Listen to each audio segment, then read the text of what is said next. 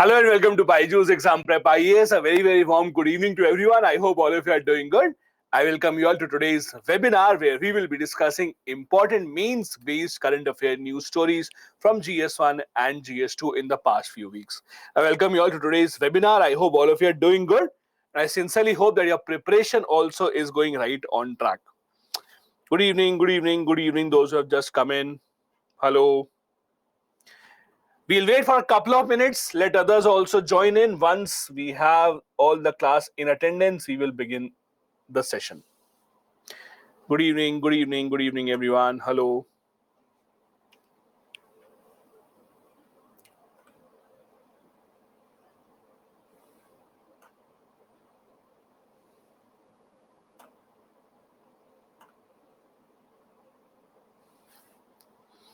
Good evening.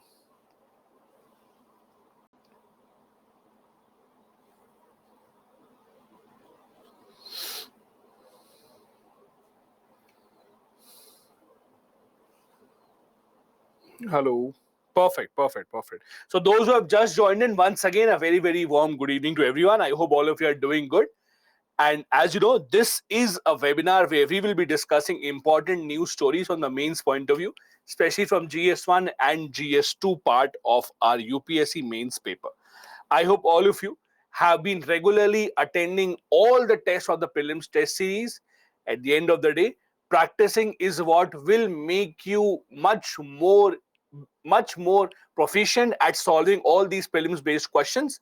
Make sure before the prelims examination you solve the entire test series, go through the explanations, see where your weaknesses are so that you can be much better prepared before the prelims examination comes into the picture. These are the topics that we have here for you today. So we will be starting with the concept of whip.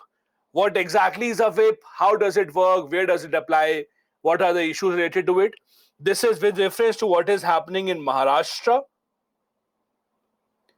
As you know, Maharashtra politics has been in the news mainly because of the split in Shiv Sena.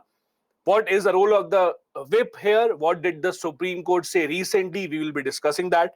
Then we will be discussing about the concept of right to be forgotten. What is this debate all about? Do we have this right in India? What do you mean by this right? Etc. Then we'll be discussing about the women's reservation bill, something that is not really in the news in the recent past, but what happened was the TRS, which is now the BRS political party, that is, they have been protesting in Delhi, demanding that the women reservation bill should come back. It is an old bill that has been lapsed multiple times. We'll be discussing the concept behind the women reservation bill in the parliament. Is it required? Is it not required? And everything related to it. Then we'll go ahead with the concept of compassionate appointment. This was again a case that we saw in West Bengal. We'll be discussing what exactly do we mean by compassionate appointments, how does it work, who is eligible to get a job under compassionate appointment, who is eligible to appoint these people under this criteria of compassionate appointment, and is there a controversy related to that. Then we'll come to a very big and important news in the international relations. Few days back, we saw a landmark deal between Saudi Arabia and Iran. Apparently, the deal was brokered by China. We'll be discussing the significance of that deal. Why is it that two arch enemies, Saudi Arabia and Iran, who had very bitter relations between them for many decades, how is it that they have now come together? The role that China has played in between and its implications around the world. Then after that, in the end, we will be taking up one article each from the recent issue of Yojana and the Kurukshetra magazine. From Yojana magazine, we will be discussing the article based on Fit India program. What exactly is the Fit India program? How does it work? What is the government's objective under this? And then from the Kurukshetra magazine, we will be taking up an article on how the agriculture sector can grow even further. So what are the new initiatives in the agriculture sector, the role of renewable energy in the agriculture sector, etc. So this is the lineup for today, one by one. So let's quickly begin without any further delay. Let's start with the very first topic that we have with us, that is, what is whip? Now, in Indian polity, more specifically when you read about the parliament chapter, you read about something called the whip. Now, what exactly is a whip? How does it work? Let's try and understand. Whip is a word that can be used for two different things. Whip is actually a position in a political party. It's a position in a political party. Also, the order issued by this person will also be called the whip. Order issued by a whip will be called a whip only. I'll give you a simple example. Let's try and understand this. Let's say the BJP, that is a Bharatiya Janata Party, they are introducing a bill in the Lok Sabha and they want to spread this message to all their members that tomorrow it is compulsory, you have to be present in the Lok Sabha. When the voting starts, all of you have to vote yes. So BJP would have to spread this message to all of their members.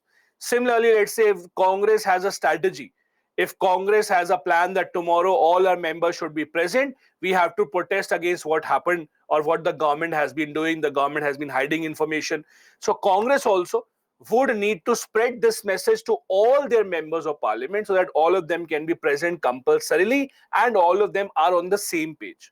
Now, every political party, for this purpose, to make sure their messages are circulated properly, to make sure each and every member is on the same page, every political party appoints a person as their whip.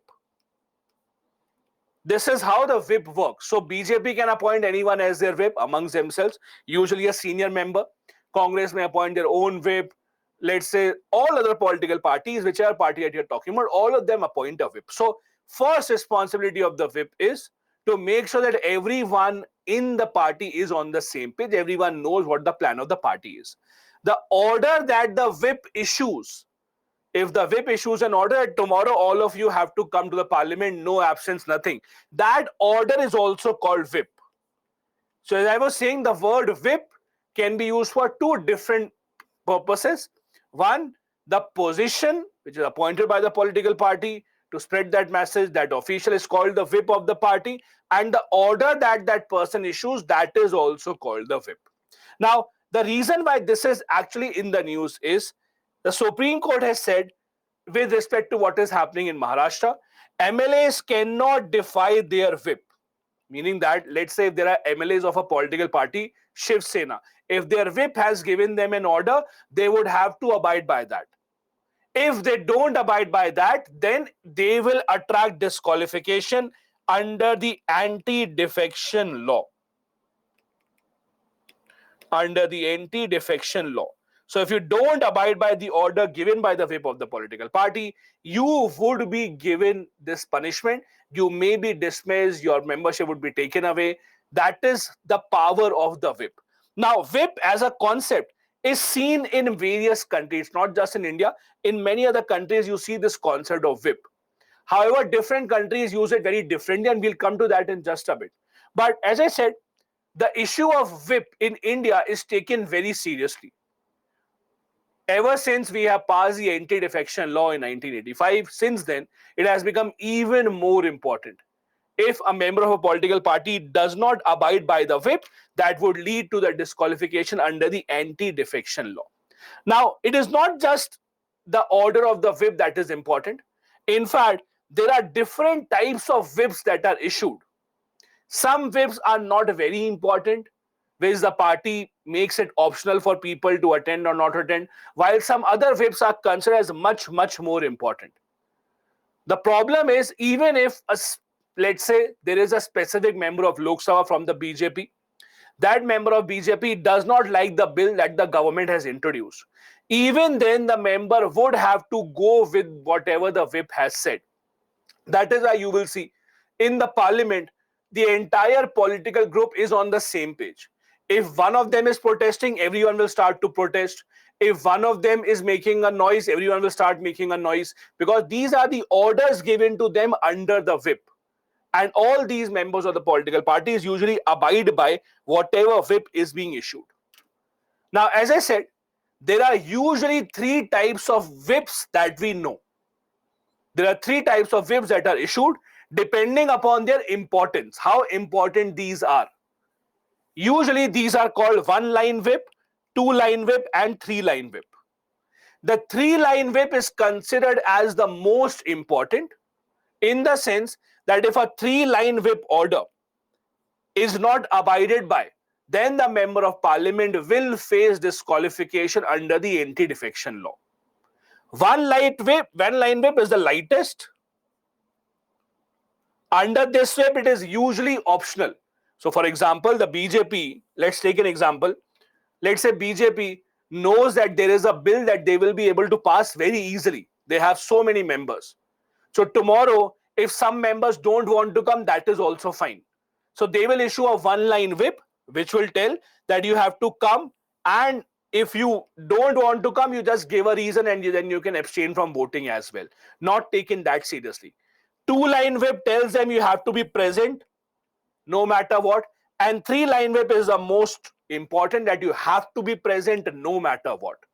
This is usually how the different types of whip work.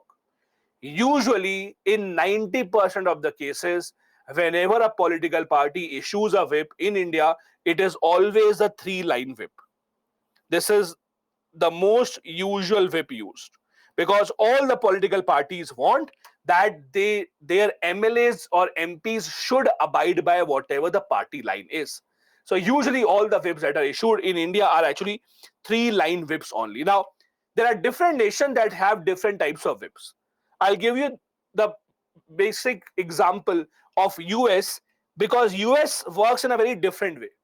See, in US and in India, there is a major difference in terms of anti-defection law. While India has the anti-defection law, US does not have anything like that. Meaning that in India, if the political party has given an order, all the MPs, all the MLAs of that political party have to abide by that order. Doesn't matter even if they don't like it. I'll give you a simple example, okay? Let's take this example that before the elections were happening and all these candidates were campaigning, asking people to vote for them. Let's assume a member of parliament told the people, vote for me, I will make sure that our city gets the best government hospital. Now, let's say the people voted for him, he won the election, his party also came to power, but now government has inaugurated or has built a new government hospital, not in his city, but in some other city. The member of parliament, even though he does not like this decision of the party, because he has promised his people, I will bring hospital to my city, even then he would have to support his party. That is how the anti-defection law works in India. So in India, the whip concept is very strong. In USA, there is nothing like an anti-defection law.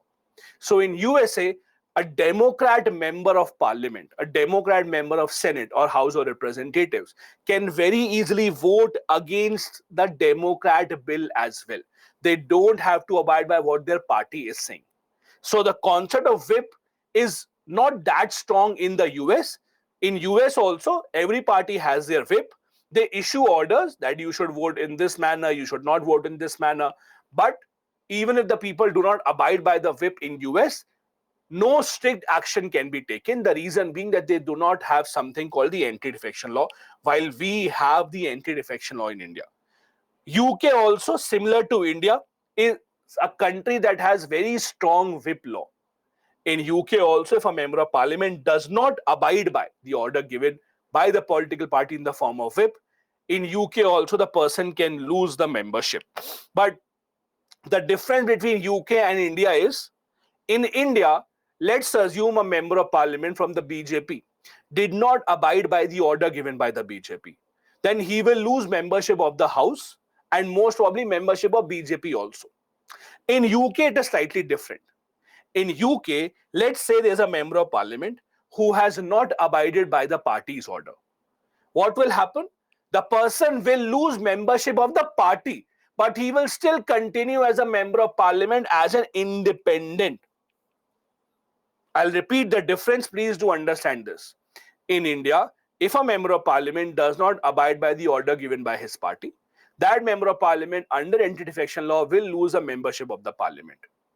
On the other hand, in UK, if a member of parliament does not abide by the whip order given by his party, he will lose a membership of the party, but he will still remain a member of parliament as an independent.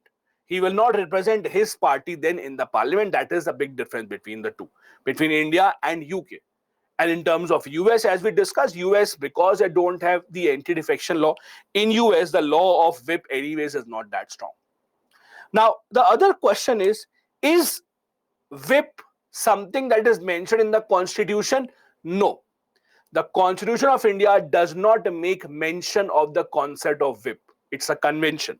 So office of the whip is mentioned neither in the Constitution of India or the rules of house or anything. It is based on conventions in parliamentary government. Since we took the parliamentary form of government from Britain, in Britain also, whatever conventions they were following in their parliamentary proceedings, we also took those conventions, and that is how we have the office of the whip. The office of the whip is not based on any law or any constitutional provision, it's based on just parliamentary conventions. There are also a few cases in India where the whip may not apply. For example, presidential election, whip cannot be used. If there are presidential elections and the BJP tells its member of parliament vote for a certain candidate, if they still don't do that, then the whip still will not apply. Now, why is that the case? See, presidential elections, when they happen, they actually happen in a closed ballot box. So you don't even know who is voting for whom. So it's not even possible to check which member of parliament, which member of BJP voted in what manner. So in presidential elections, the whip does not really apply in that case. But in usual cases, passing of the bill, debates in the parliament, this is where the whip usually is the most effective. This is what you needed to know about the whip. This is a kind of practice question you can expect. The concept of a whip seriously compromises the freedom of expression of the legislative members. Do you agree? Elaborate. Now, let me take up a few questions quickly before we go ahead. Okay, first question I have is from Jayita. Does the ministers vote when a bill is to be passed? If the minister is a member of parliament, he will vote. If the minister is not a member of parliament, he will not vote. Then Priyankar has a question. So whip actually infringes fundamental rights provided under Article 19, freedom of expression. How can it be a process which doesn't violate the constitution? If you have read Article 19 very carefully, you also would have read that it all comes with its exceptions. Article 19 is not an absolute right. And it's not about the whip, that whip is something that violates freedom of expression. The debate is about the anti-defection law mainly. See, if we did not have anti-defection law, then whip would not do anything wrong. Like in US, the parties do issue whip, but people don't get suspended for that. But in India, they do because of the anti-defection law. There is a debate that anti-defection law should be taken away. It is a violation of freedom of expression, but so far it has not been done. Even the Supreme Court has not really said that anti-defection law is a violation of freedom of speech and expression because of various reasons.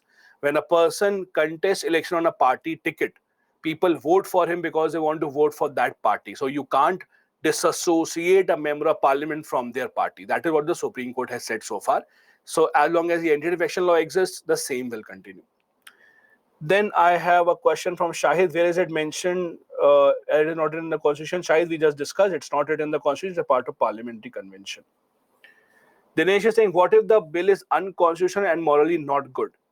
If the bill is unconstitutional, then the Supreme Court will come into the picture. It is not the members of parliament who decide if the bill is unconstitutional or not. The Supreme Court decides if the bill is unconstitutional or not. Then Saurabh is saying, isn't whip bad in a vibrant democracy? See, the problem here is, on one hand, you can say, yes, whip is bad. It doesn't allow the members of parliament to vote from their own mind. I see a lot of people making such comments that whip should be removed. It doesn't allow the members of parliament to be free. All that is fine. But understand something. If you want a stable government, then you have to make such a law. I'll give you an example. Let's say BJP won the election and in the Lok Sabha out of 543, they got 300 seats. Now, in order to run the stable government, BJP should know that if I introduce a bill, it will pass, usually because my members will vote for the bill. If you allow the members to vote for in any manner that they want, the government will never be sure if they would be able to pass a bill or not. Because when you give a lot of freedom to members of parliament to vote in whatever way they want, that means they can also be influenced by the other political parties as well. So it is a kind of a bargain between the two. Do you say that members of parliament should have complete freedom to vote in whatever way that they want, or do you say I want a stable government, a government that does not just keep on changing sides?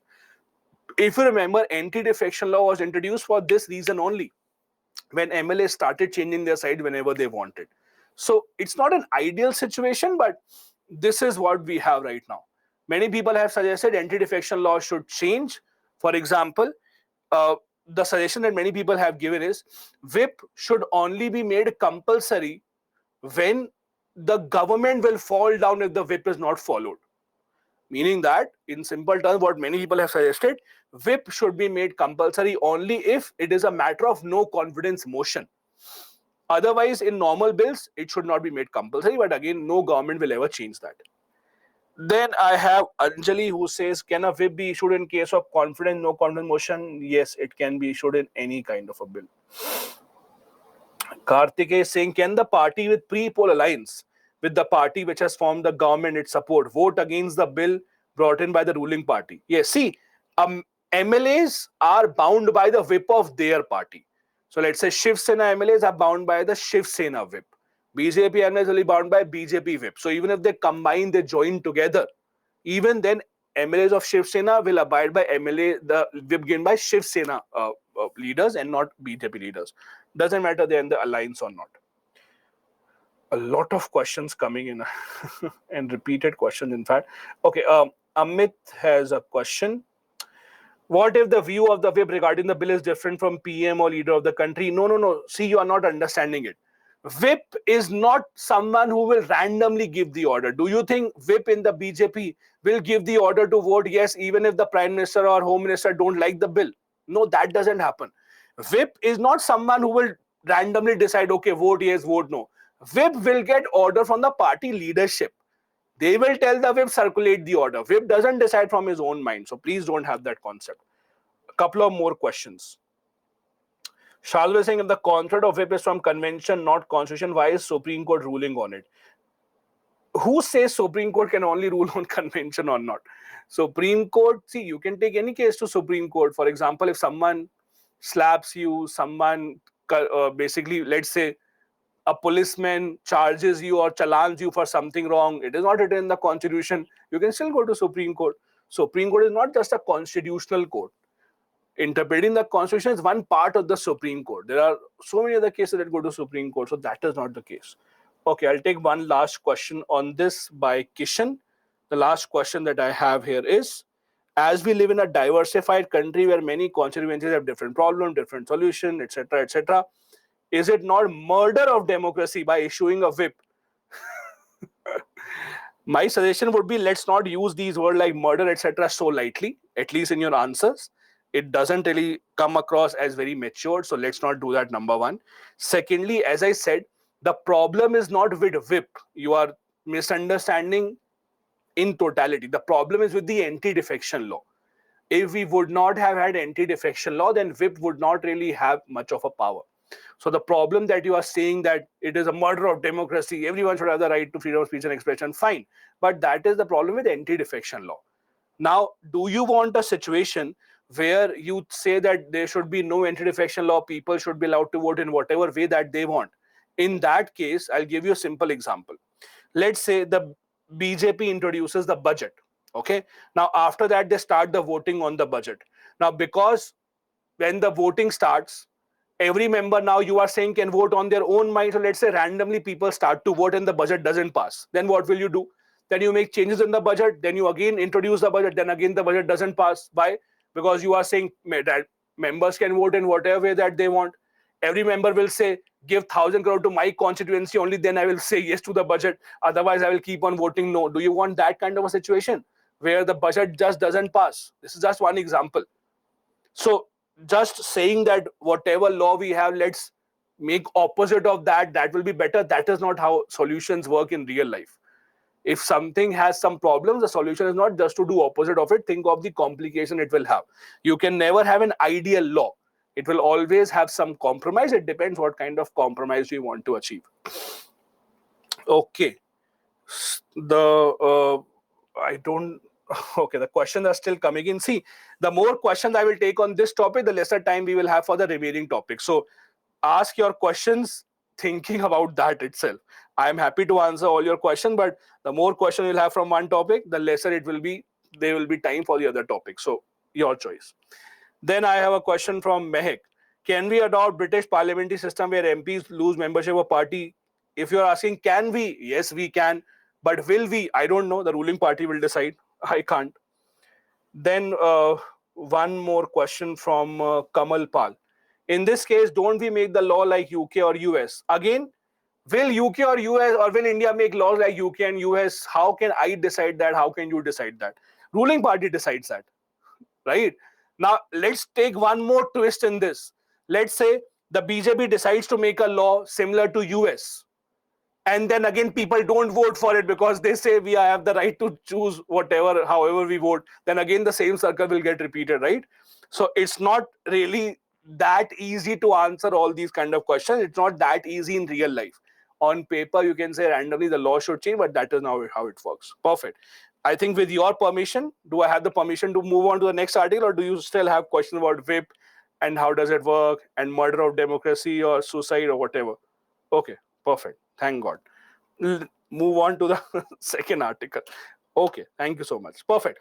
The second article that we have is right to be forgotten. Now, what exactly is a right to be forgotten? How does it work? Let's take a very simple example. Let's say that there was a video that, and let's take a very random example. Okay, very random example. Let's say there is a random video that someone made of me, and that video showed that I am hitting someone on the road. Okay, thus let's say a 10-15 second clip. Because of the smartphones that we have around us, everyone has become a journalist. Every citizen is a journalist now. Everyone has a camera. Take out the camera, make a video. So let's assume that someone made a 10-second video of me slapping someone on the road. They don't know why it happened, how it happened, what happened before that, what happened after that, whatever. Now that video gets published online on Instagram or Twitter or LinkedIn, wherever you are. It got millions of views. Everyone saw that, right? So everyone who knows me thinks that, oh, this is something wrong. You should not have done this. Then let's assume police investigation happened. And when the police investigation happened, it was known that I did nothing wrong. Either the video was fake or the earlier part of the video was not shown that that person was doing something wrong. So it was a reaction or something like that. Something came up after police investigation. But what happens is, till the time police investigation comes in, that video already got millions of views. Everyone saw it. And everyone likes to see those videos where someone is hitting, there is some controversy. No one will read an article after 3 months that the police said that nothing wrong was happening. So I'd say, and I would argue, it is my right to get that video removed from the internet. Because now I have proven it was a fake video. It is my right to be forgotten. I have the right to be forgotten. I have the right that if today you Google my name, that video should not come up because it was a fake video. That is the debate of right to be forgotten.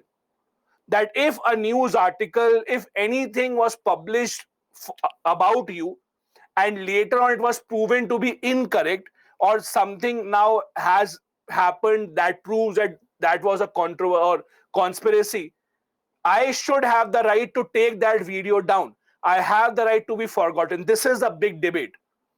Because the problem is, when something wrong happens, every media house will report it, everyone will see, read about it. But when the police investigation happens and the police tells that no, it was wrong, nothing had happened, then no media will cover it. And people will think that yes, that person was corrupt. So the debate about the right to be forgotten is a very old debate. It's a debate that mainly started in Europe. How did the debate start? So the debate started with a person in Europe who said that 5 years ago, I went bankrupt. 5 years ago, I went bankrupt. I did not have any money. So local media newspapers published the news that this person has gone bankrupt. He says that now I'm fine.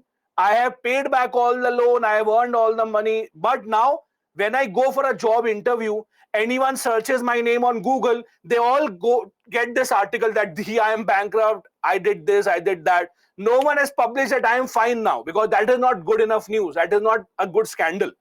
So he says that now I go on job interview, even then people just say you are bankrupt. So I want that article to be removed. I want to be forgotten. That is a right that people actually try and see if they can get themselves removed or not. This is the right to be forgotten. In Europe, there is a big debate about that. Europe, in fact, has made a law about it. In India, there is no specific law right now about right to be forgotten.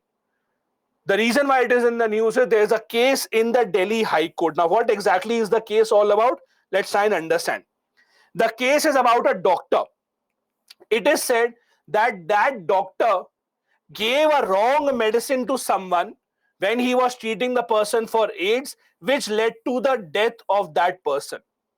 So there's an article about this doctor. If you Google his name, you will find articles on internet which will tell that this person was treating a patient. He gave the wrong medicine, because of which the patient passed away.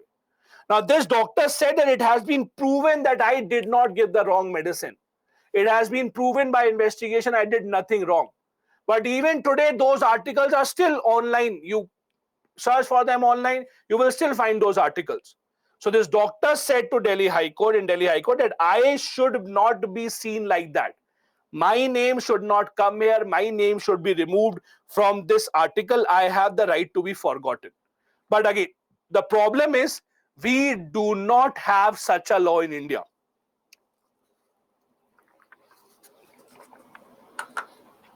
There is no law in India that says that people have the right to be forgotten.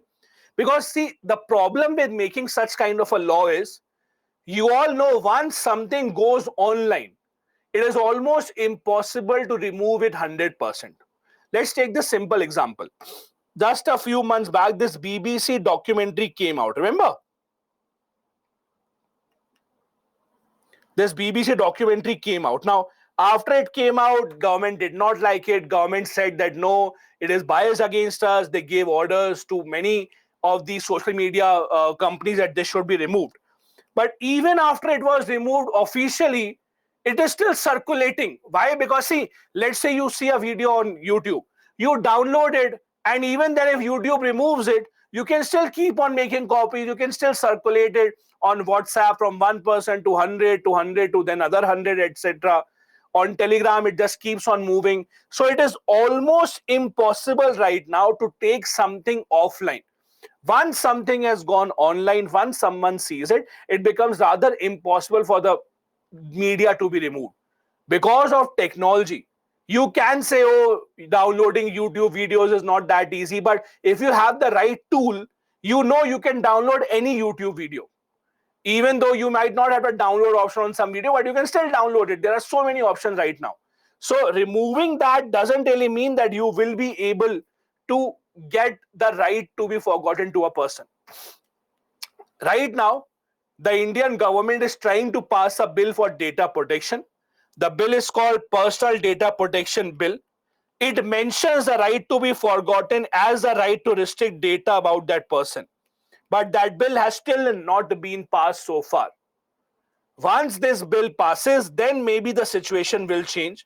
Then maybe we would have the right to be forgotten in India as well. But again, as I said, the problem is right to be forgotten on paper is easy, but to implement such a law that you have the right to be forgotten, we will remove everything about you from social media, it is rather impossible to do that.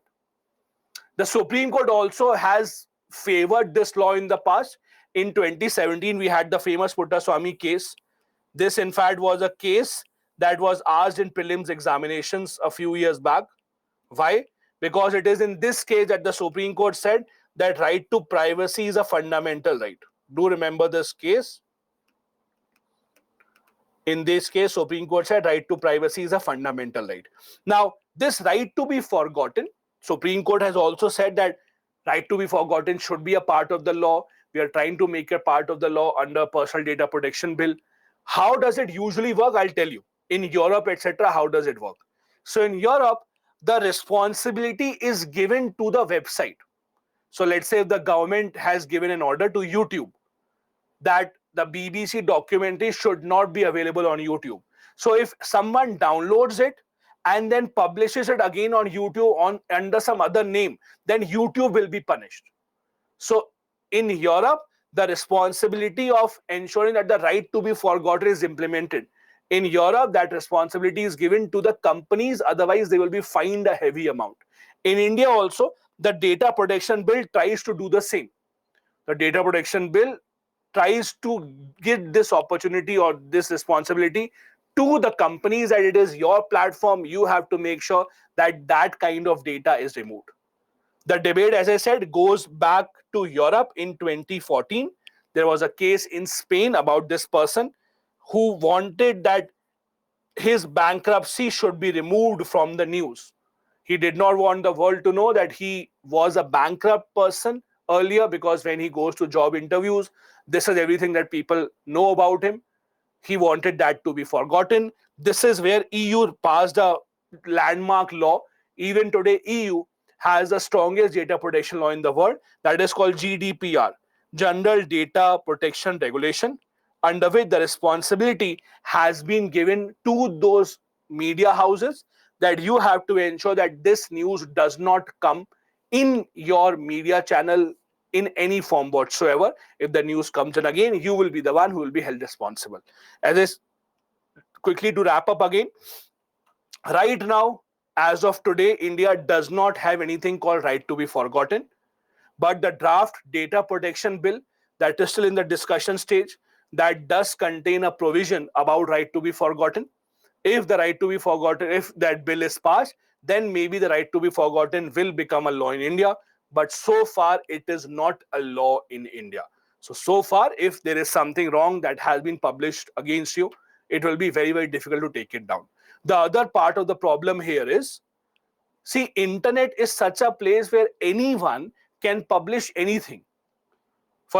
For example, yes, the newspapers, let's say the Hindu newspaper, if they publish something wrong, then the Hindu newspaper editor will take the responsibility. But no one is stopping you from having a personal website. You make your personal website, you post whatever articles that you want. That is a problem with internet. There is no protection which says that only few people can publish anything on the internet. Anyone right now can publish whatever they want on the internet. And that is where the problem starts. Because once something comes online, how it is copied, especially if it is a kind of a scandal, how it is copied, how it converts from 1 to 100 to 1,000, and then it becomes extremely difficult for anyone to contain it. So right to be forgotten also has one more debate about it. There is something called revenge porn. I don't know, have you heard of this word or not? Revenge porn. Have you heard this phrase?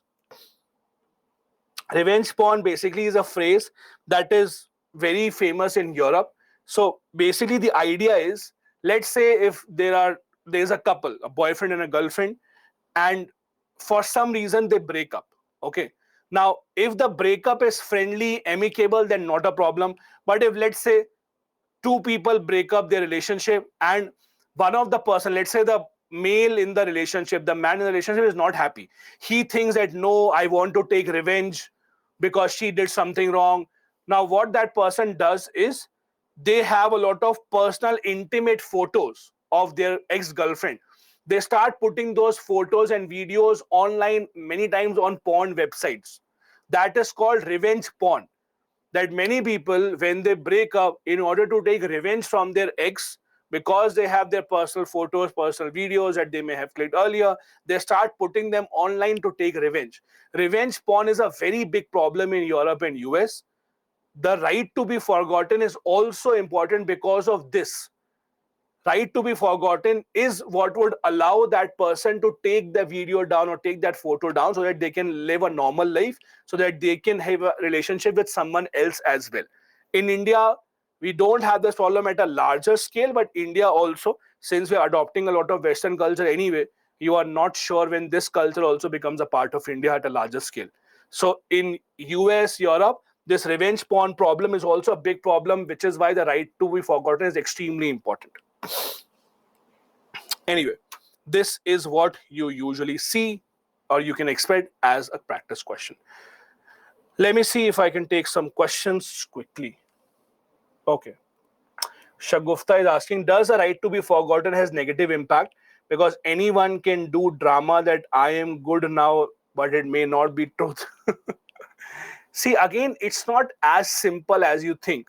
It's not as simple as I can write a complaint to police and say that that should be removed. Whenever such kind of a law is formed, let's say there's a law that you have the right to be forgotten, every law has a lot of details. Under what circumstances can the data be taken away, can the post be taken away, what permission would be required. So there are always a lot of steps involved in that. So don't think randomly now people will start saying, well, that is a very, I don't know, you're making it sound too easy. That is not how the laws work. That is why we have executive. That is how we make the laws, so that there's a step-by-step provision for anything. Also, whenever or if you are in a situation when a law is not passed, any law, it's good not to speculate how the law will be formed. Once the law is formed, then you can talk about the provisions, what are the provisions. But when the law has not even been passed, there is no law like that, let's not try and criticize that. Then I have a question from Shahid. NatGrid will also be applicable, means criminal record will also be deleted? No, NatGrid will not be applicable. That is something entirely different. Kishan is saying, explain some of the cons of right to be forgotten. I don't think there are cons of right to be forgotten. Again, you can only talk about pros and cons once the law starts. Only when you have the law, then you can say, oh, this law has these bad points and these good points. When the law itself has not been passed, why do we randomly have to decide and imagine this is the good part of law, this is the bad part of law? Let the law be made, have some patience, and then see what are the problems in the law. Then I have a question from Bonita. How can it be possible to take down content from internet when many people have already downloaded it? Bonita, that is what I'm saying. It's almost impossible to take down content entirely from the internet once people have downloaded it. Very, very difficult. Then I have a question from Kishan. Is it not the right to be forgotten is a wider term of fundamental rights to live in personal liberty? Can it be under basic structure or not? Again, it's not for me to decide if it is under basic structure or not. It is not for you to decide. There is only one authority in India that decides if something is under basic structure or not, and that authority is the Supreme Court of India. So my suggestion is always be, whenever you read a news, anything, let's not randomly imagine questions. That's what I'm trying to tell. We all know basic structure is something that the Supreme Court decides. So let them decide. How can I or you tell this is basic structure, this is not basic structure? Government itself cannot tell. So who are you and me? Then I have a question from Shweta. If right to forgotten is applied, will it affect past history of someone? Again, guys, right to be forgotten is not a law that has been passed in India. Once it passes, only then we can know, does it apply to criminal history? Does it apply to civil history? Does it apply to love affair? Does it apply to this, that? Let the law pass and then we'll come to know. So right now, I don't know. When the law will pass, then we'll come to know, right? Then I have a question. Why does a bill take so much time to pass? It depends what kind of a bill is. If the government wants all the political parties to come to a consensus, if the government thinks that some bill would take more time because they want experts also to give some suggestions in the bill will take some time. It's not that all the bills take time. There are some bills that are passed within minutes. Look at the Jammu Kashmir reorganization bill, passed within minutes. So it's not that all the bills take time.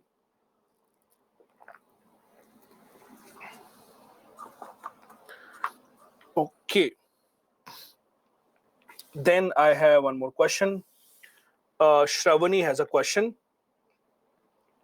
About any girl or boy cases, why the people keep debit? I'm not sure what you're asking. Debit without knowing the info. I'm not sure what your question is. You have to reframe. I'm not sure what is debit of debates. I'm not sure. Okay, one more question from Vikas. How in Europe GDPR works, as anyone can make its own website, publish false data, as you say. So again, no law is foolproof. In UK also, as I said, The law in UK is it will make the responsibility of the owner of the website. So in any case, let's say if you publish data on your own personal website, it's easy for the government to know who owns the website and you will be held responsible for that. That is how the law works in Europe. In India also we can have the similar kind of model, but the devil lies in the details. How will you implement the law? If implementation of the law is strict in India, India can also have a good law similar to Europe. It's more about implementation purposes. The better you implement the law, the better it will be. Anyone who owns the website where the data goes in, that person will be held responsible. That is how European laws work, the GDPR. India can also have the same. Perfect. Okay, then let's move on. Let's see. The next article that we have here is about Women's Reservation Bill. Now, what exactly is a Women's Reservation Bill? How does it work? Okay, before that, let me take one or two more questions quickly. I would really advise you to ask your question once only, because if you copy paste it multiple times, it doesn't do any good to anyone. I have a question. EWS judgment upheld by Supreme Court, is Indira Jahani judgment holds relevance or not? I am not sure how are you connecting what we are studying right now to that. But yes, Indira Sahni judgment is not about EWS. Indira Sahni judgment was EWS reservation was given without constitutional amendment. That was a problem. So I'm not sure what is the connection that you're trying to make here. Then Kiru Bagar is saying, why can't women reservation bill had been passed in minutes? Because the government doesn't want it to be passed in minutes. I'm not sure what your question is. If the government wants, they can pass a bill. If they don't want, they will not pass a bill. As simple as that. Okay, perfect. Let's move on then.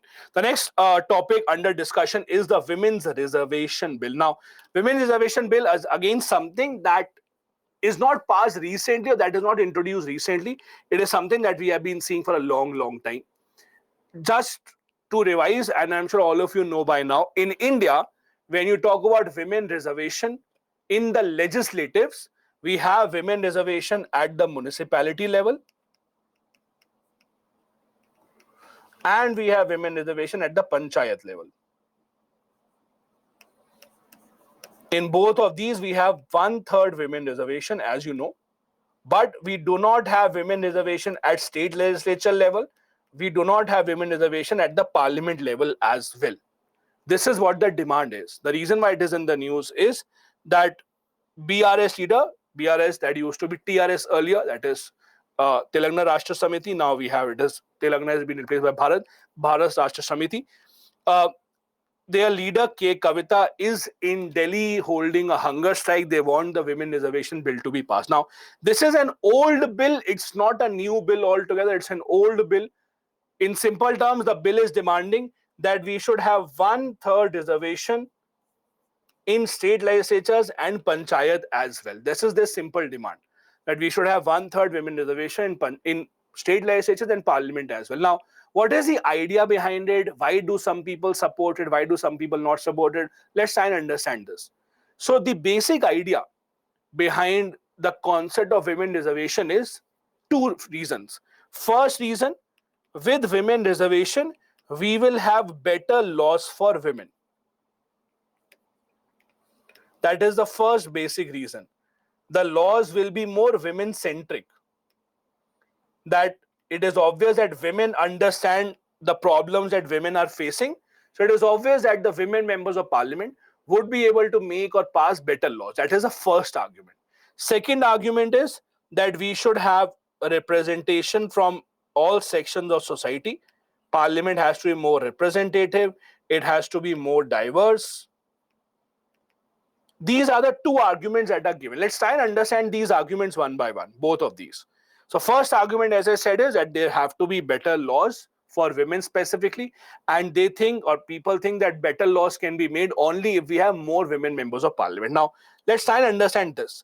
Is it possible, or will it actually happen, that if we have more women members of parliament, we will have better laws for women? I personally do not think so, because the reason again goes back to the anti-defection law. Try and understand this problem. Let's assume that right now BJP has 300 members in the Lok Sabha. Okay?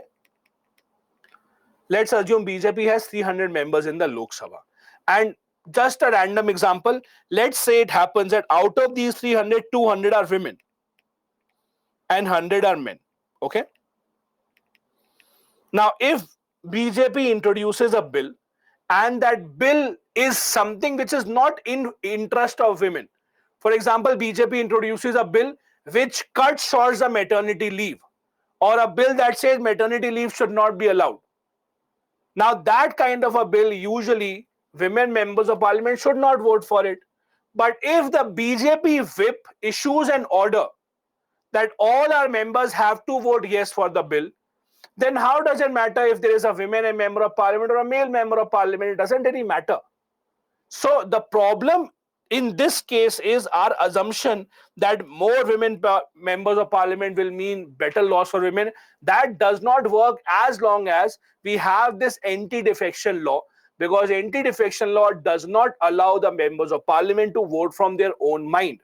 They are bound by what their party is saying. So it doesn't matter if you're a male member of parliament, you're a female member of parliament, it doesn't really matter what you think. So first argument doesn't really suit well unless we get rid of the anti-defection law. Second argument, the parliament should be much more representative, the parliament should be much more diverse. Now this is true. Obviously, see, it's a very simple thing.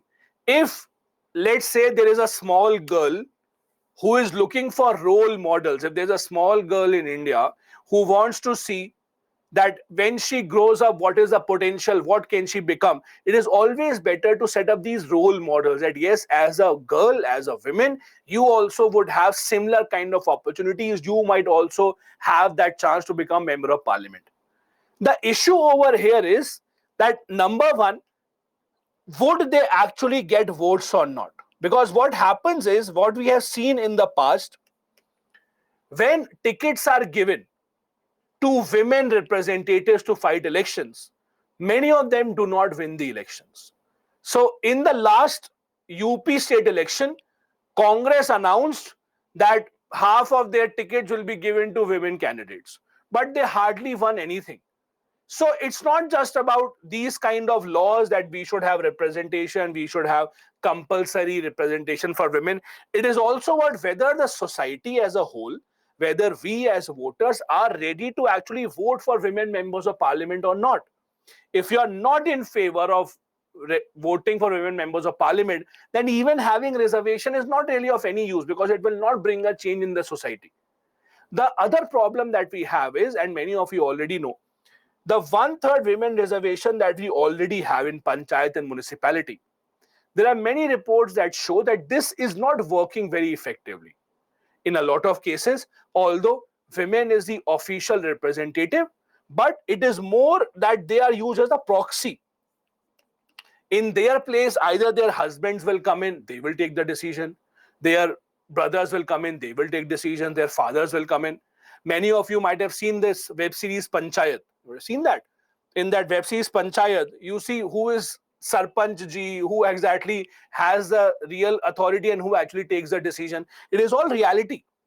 That in most of the cases, especially in panchayats, more than the municipalities, in panchayats, even though the seat may be reserved for women and they will be the face of the election, but once they actually win the seat, it is the male in the family that takes the decision. You can see, if you live in a rural area especially, you will see when there are panchayat elections happening and there are big posters printed that vote for us in the election, and even if it is a female reserved seat, photo of female will be smaller and the photo of her husband will be larger, although husband is not even contesting election. It is a female member who is contesting election even then. So this problem of proxy in panchayats and municipalities still exists. So when this problem exists in panchayats and municipalities, maybe the same problem we can have at parliament and state legislatures as well.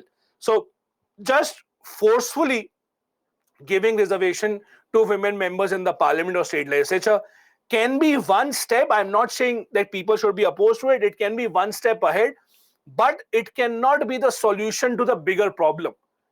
If you're trying to solve the bigger problem of equal representation, if you're trying to solve a bigger problem that we should have more female friendly laws, then this is just one step ahead. This is not really the real solution. It has to be a better, bigger change in the society. Only then you can expect on a larger scale that things will change. As I said, this is the old bill. This is not a new idea. It started first in 1993, soon after the 73rd, 74th Amendment Acts were passed in panchayats and municipalities, when we gave 1/3 reservation to women. Soon after that, we had this demand that the same should be done at Parliament and the state legislatures as well. But that was not done. Also, to remind you, I hope all of you know by now already, in Lok Sabha, the only reservation that we have is scheduled caste and scheduled tribes. Only reservation that we have in Lok Sabha right now is scheduled caste and scheduled tribes. Similarly, in legislative assemblies of the state, the only reservation that we have is scheduled caste and scheduled tribes. Please don't be confused. Anglo-Indian reservation has gone away.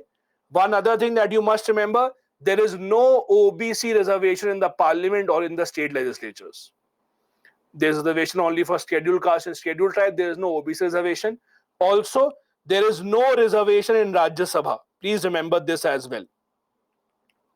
Rajya Sabha has no reservation. Similarly, legislative councils also in the state that it has, 6 states, there is no reservation. Reservation is only in the lower house, that is only scheduled caste and scheduled tribe reservation, and no others. Okay, please do remember this fact. Now, the Women's Representation Bill, as I told you, the reservation bill in the parliament, talks about similarly having 1/3 seats reserved, just like the panchayat and municipality law has. Also, the bill's original provision, the bill has lapsed now, so the bill has not passed. If the bill has to be passed, it has to be started again.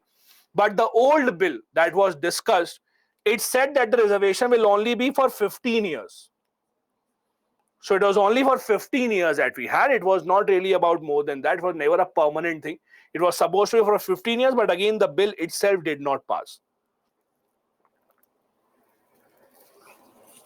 Now, apart from this, how do we actually know that we need it? And there's also one more interesting fact. There is something called the Gender Gap Report. There is the Global Gender Gap Report. Now, I'll show you the report of 2021. There's something very interesting that you should know. Look at the Global Gender Gap Report. So this is the 2022 report that has come out specifically with respect to India. Let's try and understand here. If you look at the various fields where the countries have been given the rank, you will realize something very interesting. The field where India has the best rank in terms of global gender index, where the gap between male and female is the smallest in terms of India, is political empowerment. Do you see that? In all other aspects, if you see, the gap between male and female is actually higher. It is only in terms of political empowerment that the gap between the two, male and female, is lower in India. Meaning that, at least in terms of politics, India does better than other countries in the sense that women have equal rights as compared to males. Women also have the right to vote. They also have the right to contest election. There is no difference between the two. It's not that male have a separate law, female have a separate law. It's nothing like that. So in terms of political empowerment, India actually does a lot better as compared to all the other aspects. But even then, 48 is not that high. If you look at the history of India, if you look at even today, you look at how many members of parliament do we have in terms of how many women members do we have in Lok Sabha, in Rajya Sabha, there is still a huge gap that needs to be filled up. But again, do remember, in terms of political empowerment, we are still doing better than other countries. There are so many countries where women have a very hard time in contesting elections. There are so many countries where women do not have equal right to vote as well. At least in that aspect, we are not doing that badly. But again, 48 is something that we can improve. 48 is something from where we can go ahead. Also, one more thing, many people would not know this. Because of panchayat and municipality reservation, the 1/3 reservation that we are given in panchayat and municipality, because of that, India right now holds the world record for having the largest number of women in elected positions. Again, because of panchayat and municipality reservation that we have, India right now holds the world record for the largest number of women at elected representative positions. It's over 15 lakh right now. It's much higher than any other country in the entire world. This is a kind of question that you can practice for this. Let me quickly take up a few comments that have been given to me. Okay, Priyankar has a question. Why would we always go for reservation rather than going for capacity building, general awareness at grassroots level? By providing reservation, we create sarpanch, pati, etc. Why do we do that again and again? I don't know why. See, I'll tell you the problem. The problem is whenever you have any issue at your hand, understand this, you have a long-term solution and you have a short-term solution. I'll give you a very simple example, okay? Let's assume that you are making food for the first time. Let's say you're cooking lunch for the first time, okay? And you did all the preparation, everything is fine. But when you started cooking the food is not good, the food got burnt, okay? Now, when the food is burnt, the entire family is waiting to have food. Now, there are two options. One, either you order food, or the second option is now your mom will start taking cooking lessons for you, so that in the future, when you cook again, you cook fine. So there's a long-term solution, there's a short-term solution. Long-term solution is, yes, you will gain cooking lessons, etc., but you can't do it right now, because then the entire family will just stay hungry till the time that you serve them food once again. So there is a short-term solution that you order food right now and then give cooking classes. Reservation and creating general awareness are like these two.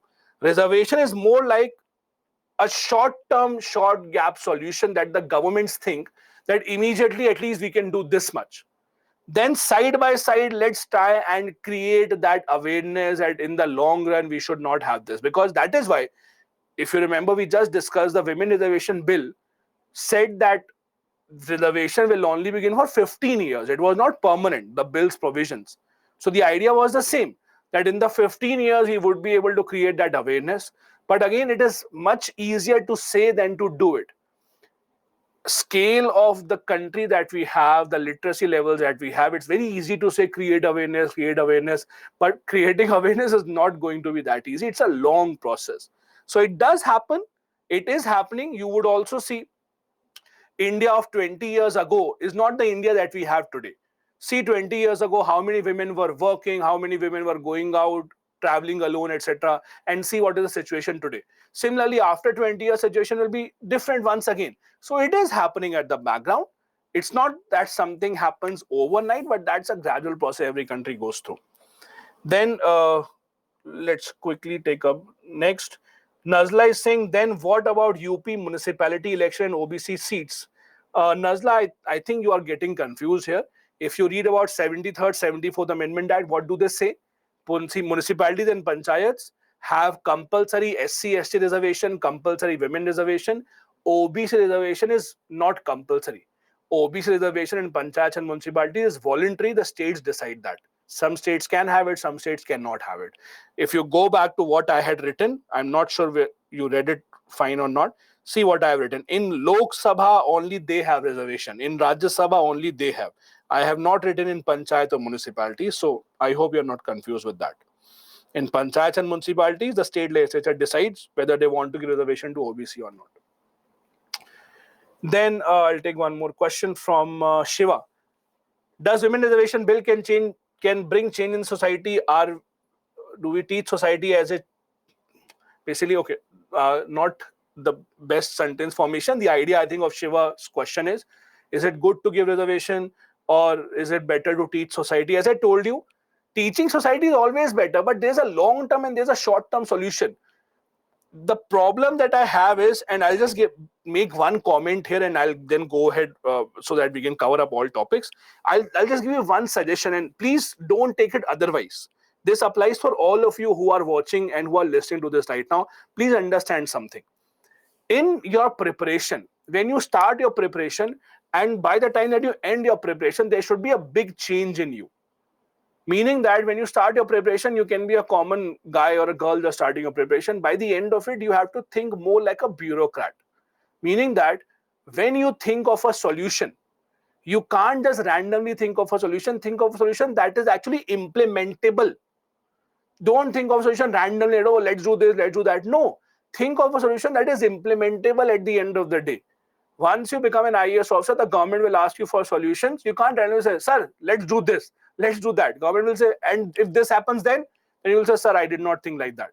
You have to think about what happened in the long run, what happened in the short run. So when you say, yes, we should create awareness, how do we create awareness? Tell me. Don't we already have books which say respect women? Don't we already have books that say women or men are equal? Then how do you create awareness? Just writing create awareness is not the end of solution, and do you have to understand it? Also, do you think if Prime Minister today says let's create awareness and tomorrow everything will be fine? That doesn't happen like that.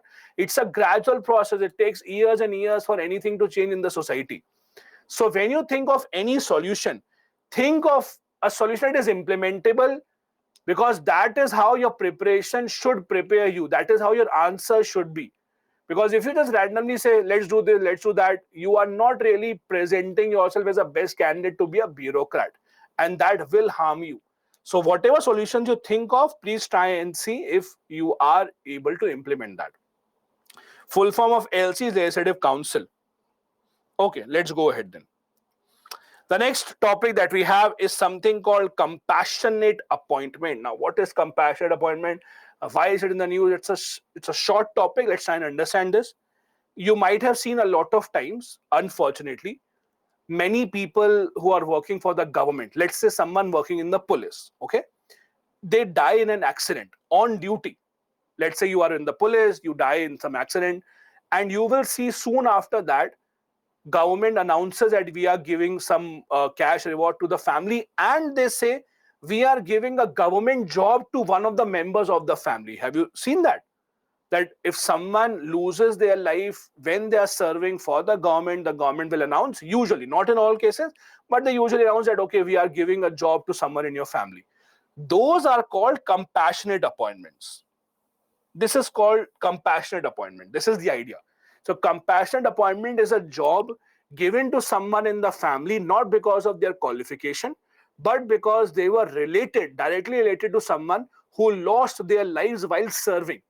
That is the idea, so that the household is not struggling, household can depend on someone else's income. That is the idea of compassionate appointment. Now, there is a lot of problem with compassionate appointment. The problem is, number one, it is very random. And when I say random, that usually means government of the day decides who to give this appointment, whom not to give this appointment. So a lot of times when the governments think that something is covered by the media, then the governments think that, oh, we should also give this job so that we are in the good minds, or if we are actually a part of this good news. People will think, oh, this is such a good chief minister, he is giving a job. So a lot of times, only those kind of cases get compassionate appointments where it is covered by media. Otherwise, the politicians don't really go ahead and give this appointment. Secondly, the other problem that we have is not every state has a policy for this. It's kind of a random policy. Some states have made a policy that if this happens, this job will be given, that happens, that job will be given. But a lot of states don't have this policy. Third problem that we usually have in these kind of cases is government announces something in the media, but then they don't implement that. So let's say in the media, the minister will go and say, we are very proud of this person who lost his life. We are giving his brother a job. And then when it comes to implementation, nothing happens because minister also knows his job is done. Media has covered it.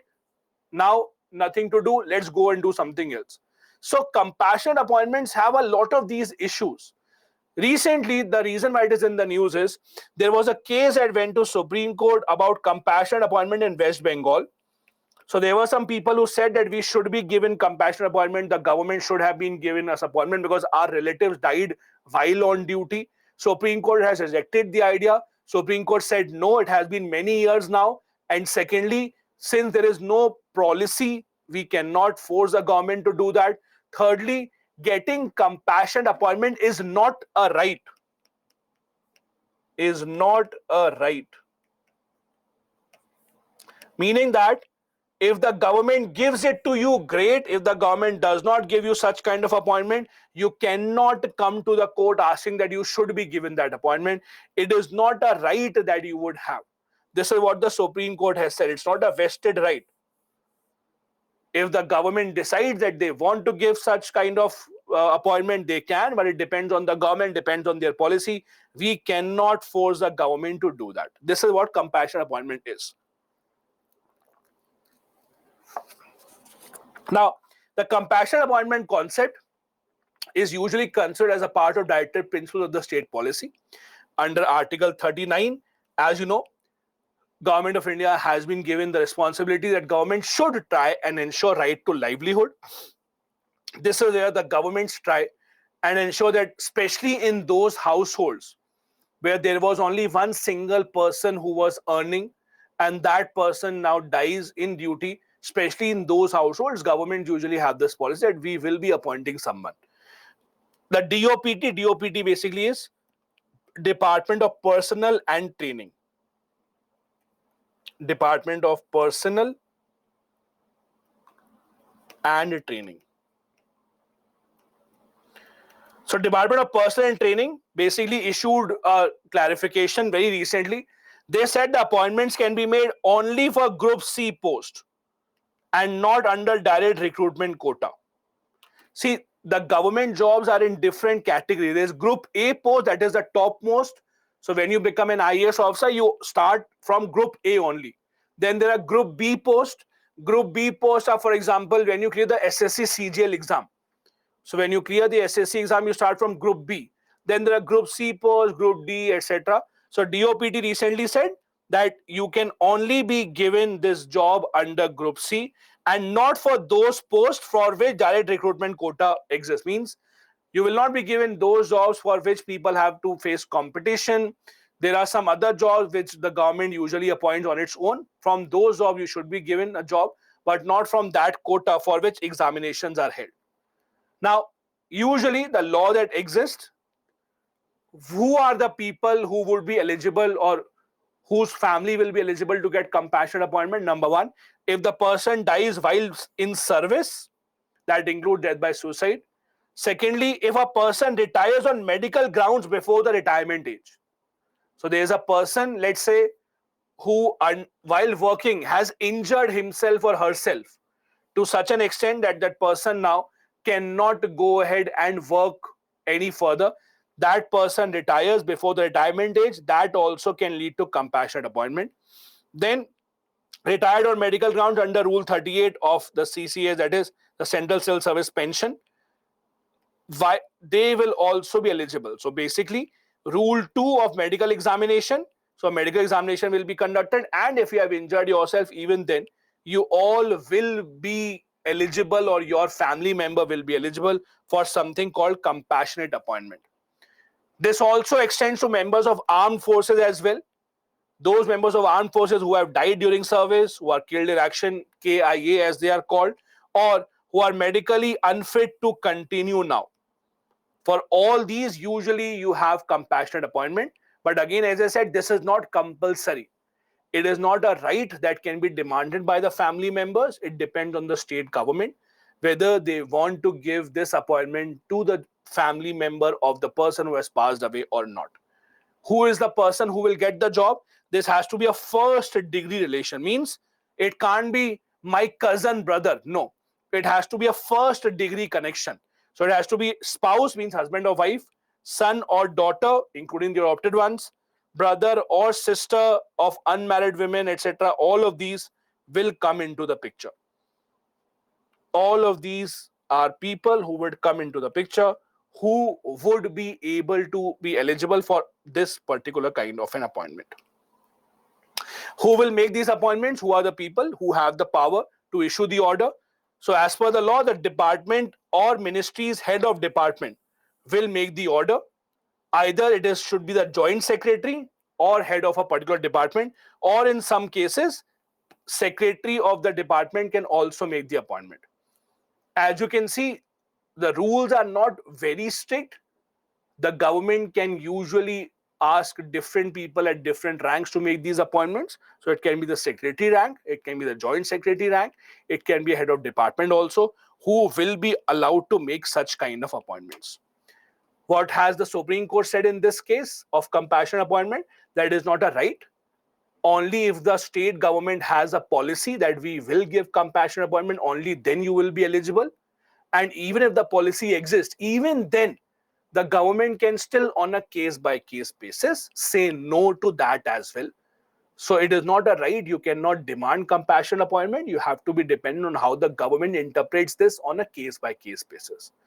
The problem here is when you leave something to the government to decide, when you leave something for the government to interpret, that is when there is the biggest chance of corruption. There have been so many cases of these compassionate appointments that have been called as some cases where corruption is involved. How? So, for example, let's say someone in service passes away. Their brother or sister now starts requesting the government that they should be given an appointment in exchange of their brother or sister.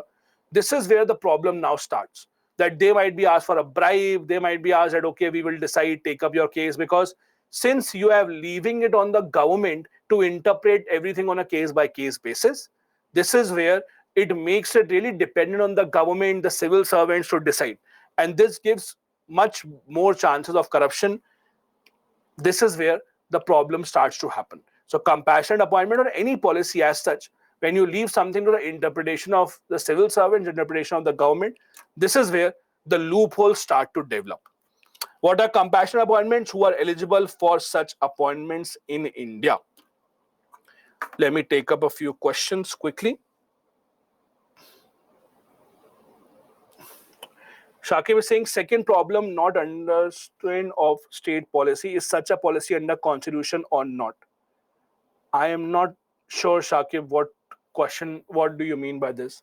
Second problem, not understood of state policy. Is such a policy under constitution? No. So if you're asking about this policy of compassionate appointment, no, it is not under constitution. I think a lot of people here don't understand the idea of constitution. See, constitution is a separate book altogether. The laws made by parliament on a day-to-day basis are not a part of constitution. Constitution is something entirely different. Laws passed by parliament are something different. So everything that you read about is not necessarily a part of the constitution. Constitution is a separate book altogether. Then I have a question from Bayak. What is the SC stand on appointment in government service due to achievement through sports, arts, etc.? And why do we call that kind of appointment as ethical or fair for other aspirants? It's a good question actually. Supreme Court has not been asked this question about whether appointment should be done on these grounds or not. As you know, appointments are done on these grounds. A lot of sportsmen have been given positions in police, in civil services. A lot of renowned, for example, Sachin Tendulkar has been given honorary position in Air Force. A lot of cricketers have been given honorary positions in police, etc. Supreme Court has not said anything about it. As per that question, is it ethical or not? Is it fair for other aspirants or not? It depends on how you actually see this. In civil services, especially let's say at the IAS rank, when there are very few seats available every single year, in that case, I personally would say it is not that fair. When you are specially creating a position for them, then I don't think that's a problem. For example, if you specially create a position, and this happens, for example, the government can create a special position for a sports person, saying that from now onwards, you will be the sports advisor to the chief minister. That is fine. If you create a new position to accommodate that person, that in my view is fine. But if there are very few specific number of seats, like the IAS seats are only 80 for a year, and then you take one of them out, give to a sports person, I don't think that is fair. But again, it doesn't really matter what I think. Supreme Court has not said anything about that. That still continues, and the government has the final authority to take a call on that matter. Srishti saying, how can someone apply for it when there's no law regarding this? Neither is it a right. Srishti, because see, when you see that 10 people before you, let's say, were given this kind of an appointment, and if you are denied, then you will go to court, right? if, let's say, the government appoints or gives, let's say, reward money to those people who have died in service, and only you were not given this, so you will go. Doesn't matter if there is a policy or not, because the government is deciding this on a case by case basis. So that is how you go. Bonita is saying, what if the deceased person do not have any qualified relatives? Then nothing will happen. What? Nothing. Then no one will get the job. It's not compulsory the job has to be given, right? Okay. One more question before I go ahead. There's a question that is, if someone takes VRS, that is voluntary retirement, then would compassionate appointment come in? No, obviously no. See, compassionate appointment comes in when you are not able to work or you have to leave your job. VRS is something that you are taking voluntarily, so that doesn't really apply here. Let's move ahead then.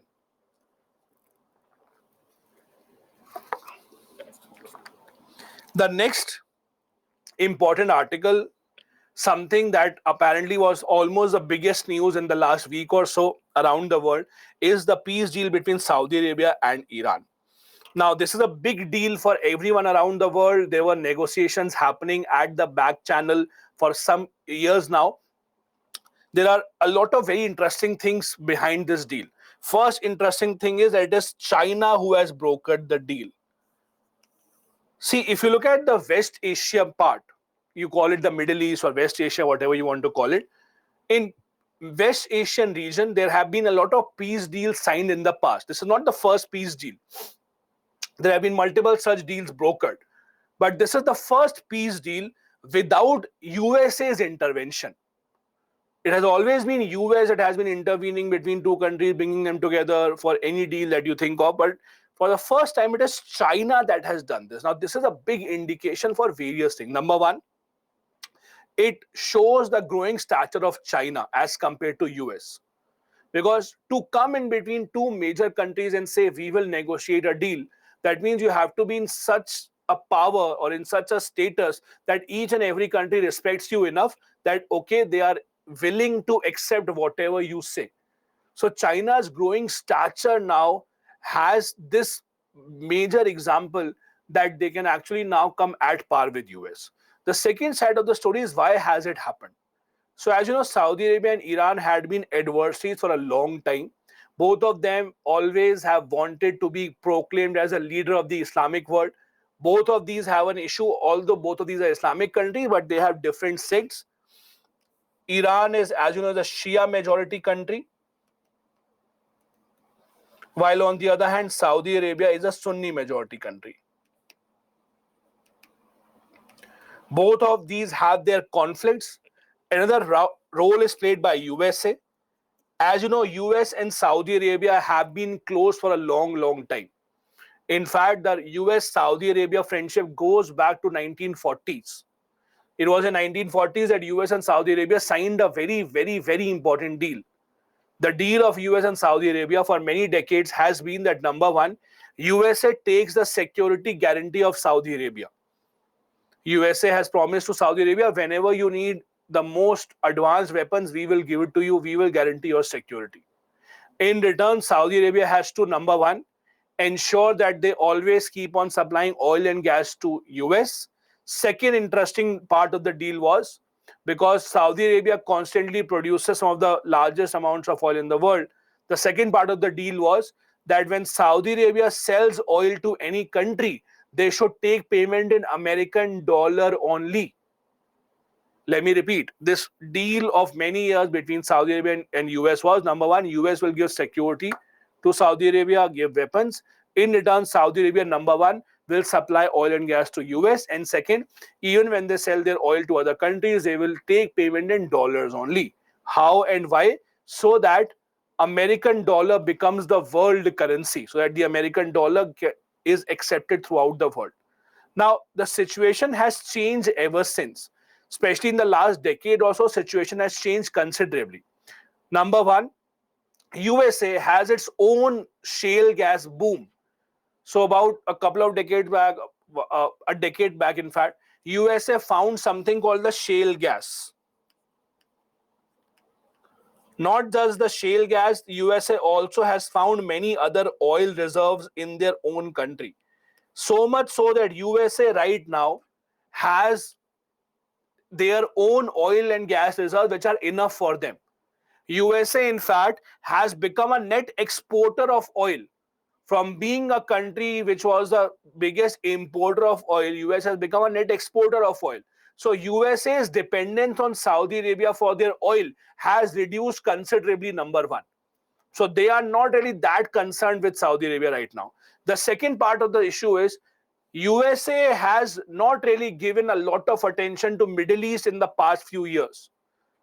About 15 years back, USA used to give a lot of attention to Middle East. Every policy was regarding that. But with Barack Obama coming in, and then we had Donald Trump, then Joe Biden, in all these presidencies, we have seen the attention given to Middle East has reduced considerably. That is again because they did not need as much oil, and also because they were much more focused in the Indo-Pacific with the rise of China. So with the rise of China, they are more focused on organizations such as AUKUS, such as Quad. They are more focused on other part of Asia, Southeast Asia, rather than focusing on the Middle East. So the Middle East has a void which USA has left, and China has filled up that void. China has come in the picture with a lot of investment deals with Saudi Arabia, with Iran also. With Iran, for example, China signed this deal that we will invest $400 billion in your country. We will give you weapons, you give us oil, don't worry, we don't care about the US sanctions. Now, China has been able to broker this deal between the two sides because both the sides have realized that now US is not in this area. They need new friends. Also, all the Gulf nations are realizing the fact that world is quickly moving away from oil. Everyone around the world is talking about renewable energy. You see how many electric vehicles are being made. We are talking about green hydrogen. So oil making nations have also realized the fact that they can't be sustainable, or they can't be just dependent on oil for next 100 years. They would have to diversify their interest. They would have to see from where exactly can they have other sources of income, where they can invest their money, the boatloads of money that they have made. And because of all these factors, there is a lot of changes that are happening in the Middle East. For example, UAE and Israel have signed a deal called the Abraham Accord. We have Israel now becoming better friends with many countries in the Middle East, which was not the case earlier. Saudi Arabia, Iran also coming up together. All of these are big changes that are happening. And again, US is not here, it is China that is making all these changes. Now, Saudi Arabia, Iran relations have had a lot of hiccups in between. I'll give you a simple example. So what happened was a few years back in Saudi Arabia, a very famous Shia cleric was given a death sentence. Because Iran is a Shia majority country, Iran opposed this, so much so that citizens of Iran attacked Saudi Arabia's embassy in Iran. So Saudi Arabia has an embassy in Iran that was attacked. Saudi Arabia wanted to investigate that. They wanted to send their investigators to their embassy. Iran denied, we will not allow you to send someone. Iran said that when Iranians go for Hajj, Saudi Arabia does not treat them well. Saudi Arabia puts a lot of restrictions on the Hajj pilgrims who are coming in from Iran. So there are a lot of issues between Saudi Arabia and Iran that have happened in the past few years as well. As you can see, the negotiations through China started in 2021. So there were multiple rounds of talks that happened. Now, as per this, although the complete details of the agreement have not been released, but it is said that the two sides will stop fighting in Yemen also. Now, as you know, in Yemen, there's a civil war going on for a long time. Yemen government is fighting against the rebels called the Houthis. The Houthi rebels who are fighting against Yemen government, they are supported by Iran. Yemen, on the other hand, is supported by Saudi Arabia. This also is going on for many years. As per the deal, now it is said that the two sides will not attack each other in Yemen. The other part of the deal is not really out in the open so far. They have not released exactly what are the points in the deal, how the peace deal will work. But the headline of the deal is, again, they will stop hostilities against each other. They will not attack each other's side in Yemen and in other countries where they are actually facing each other. Now, why Saudi signed the deal and then why Iran signed the deal? Let's first talk about Saudi Arabia. As I said, Saudi Arabia has usually been extremely close to US, but that is changing now. USA does not have as much interest in the Middle East as it used to do. It's not that dependent on Saudi Arabia right now. Also, Saudi Arabia in the past has had some issues with US. For example, you might have heard a name called Jamal Khashoggi. Jamal Khashoggi was a Saudi journalist who used to write a lot against the Saudi royal family. He was scared for his life, so he went to US. He took US citizenship. A few years back, he was killed in Turkey when he was in the Saudi embassy renewing his passport. He was killed inside the embassy on the orders of the Saudi prince. So in effect, Saudi Arabia killed a US citizen because Jamal Khashoggi had taken US citizenship. And the government of US did not say anything. So there have been these issues in between Saudi Arabia and US because of this. US also has been criticized by many countries. On one hand, US talks about human rights and we should respect everyone. But on the other hand, Saudi Arabia being an absolute monarchy and US still doesn't criticize them for anything. So Saudi Arabia right now realize the fact that they can't just be dependent on US. They have to be friends with other countries in the region as well, be it Iran, be it China. What about Iran? Why did they take the deal? Now, Iran, as you know, because of the sanctions imposed by US and other Western countries, Iran's economy has been declining for many years now. A lot of their foreign funds have been frozen. The one ray of hope that they see is China. China is the one country that has signed a major investment deal with Iran that we will invest money in you. For Iran, it is good that they find more trading partners. As many trading partners as they can find around the world, the better it is for them. So that their dollars that have been frozen, all of them actually come back. Now, the biggest gain out of this deal of Saudis and Iran, the biggest gain is actually of China and not of Saudi, not of Iran. Because China has been able to prove to the entire world that it is not the US monopoly that they will come in the Middle East and they will only resolve differences between two countries. China has proven to the world that we are now strong enough to come between two big powers who have been enemies for many years, and we can come in between in such a way that we can negotiate a deal between them. When you call yourself a superpower, you only prove that when your influence goes beyond your country.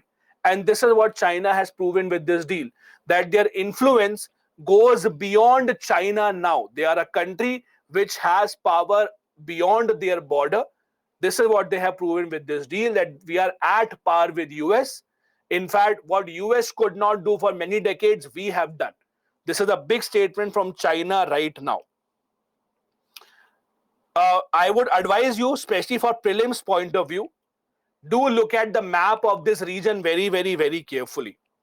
Because West Asia region is something which is usually very commonly asked in the prelims examination based on map.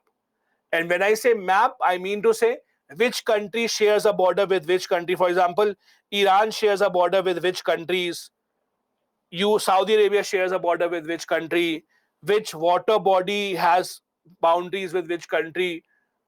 These areas usually remain in the news and they're asked in the prelims multiple times. So please make sure that you do see them in the map very, very, very carefully. Let me quickly take up a few questions. Priyankar is saying, how do you type so much, man? These are such long questions. Okay, let me try and read that. So the question is, Chinese diplomats are doing an extraordinary job in this respect by sidelining USA. While USA had a stronghold in West Asia for a long time, in this backdrop, while India tries to be a global powerhouse, we should also initiate some kind of global initiative. Can we say Chinese diplomats have sidelined India with USA as well? See, this is I know we are Indians and we love our country. We want our country to be the superpower, but we have to also accept the reality. India right now is not as big a superpower as we think, that we will come between two countries and we will bring them on the negotiating table. That doesn't really happen. When USA comes in picture, or when USA says we will negotiate the peace deal, or when Saudi Arabia says we will negotiate the peace deal, it happens because the other two countries know that if they don't abide by what China or US is saying, they will have something to lose. For example, between India and Pakistan in 1965 war, the Soviet Union came in to mediate. Similarly, when you have a country that will come to mediate between the two, the country has to be stronger than the two sides and then come in mediate. The country should have influence in both the countries, only then you can mediate. So our assumption, India should also mediate because we are becoming a world. That is not how it works. India does not have any leverage. We are not even buying oil from Iran just because US said no. So we stopped buying oil from Iran. So what will we tell Iran? That come, I'll negotiate with you. No, that is not how it works. You can negotiate only from that position where you are powerful enough, where both the countries will listen to you. Unfortunately, India is not in that position so far. India maybe can negotiate between countries which are, let's say, under India's influence. So, for example, if there is a problem between, let's say, Nepal and Bhutan, India can negotiate in between the two. But when it is these two powerful countries which have their own interest, it's not that easy to come in and negotiate unless you have a lot of influence, which India unfortunately does not have right now. Karan is saying, who is Shia and Sunni? Karan, amongst the Muslim religion, there are different sects. Like in Hinduism, you have different sects. In Muslim religion, also Islam religion, there are different sects.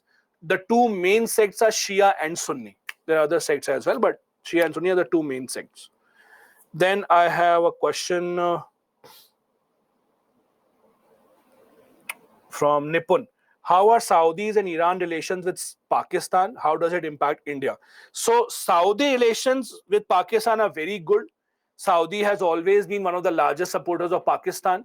In fact, when Imran Khan was a prime minister and he had to go, let's say, to US or UK, even UN, he used to go on the plane given by the Saudi prince because he did not have his own plane. They were going through economic crisis. So Saudi Arabia is a country that has been helping Pakistan immensely. That is why it is said that India-Saudi Arabia relationship is good, but India-Saudi relationship can never be that great because Saudi Arabia will always favor Pakistan over India. As far as Iran is concerned, with Iran, we have better relations. We have pretty good relations. Iran doesn't have that great relations with Pakistan. They're fine, but not that great because, again, Pakistan is much more connected to Saudi Arabia.